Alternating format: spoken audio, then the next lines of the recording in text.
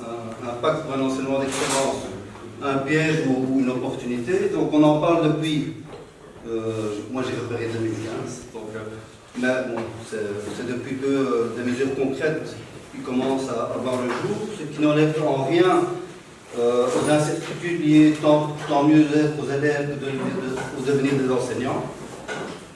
Donc il y a cependant des éléments sur lesquels tout le monde semble d'accord. Donc l'enseignement tel qu'il est conçu en fédération en ligne bruxelles ne réduit pas les inégalités, puis il a tendance à les reproduire, voire les augmenter.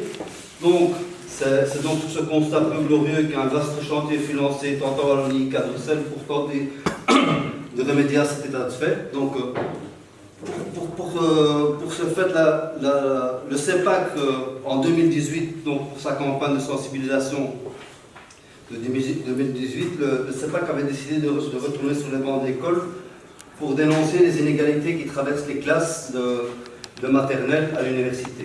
Donc c'était un double objectif qui a ponctué nos différentes activités menées dans nos différentes régionales, savoir que le CEPAC est sur l'ensemble de la communauté française, donc on a eu différentes activités par rapport à ce pacte. Donc c'était de dénoncer les inégalités qui traversent les salles des classes de la maternité à l'université.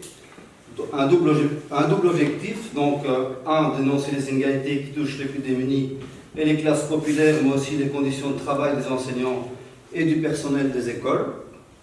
Et deux, c'était de réfléchir ensemble à l'école de demain et de ses enjeux.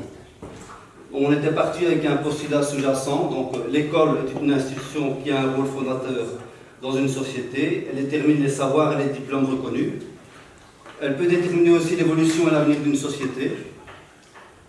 Pourtant la question persiste, l'école est-elle reproductrice des inégalités socioculturelles et socio-économiques de notre société? Donc pour dénoncer les inégalités qui traversent les salles de classe de la maternité à l'université, force est de constater que l'école aujourd'hui génère des processus de sélection et de discrimination qui touchent principalement les enfants issus du milieu populaire.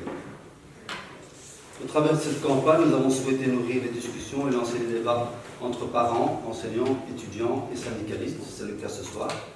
Donc notre campagne ne s'est pas contentée de dénoncer toutes ces inégalités, il a été aussi l'occasion de réfléchir à l'école de demain, ses enjeux et aux citoyennes et aux citoyens qu'elle construit.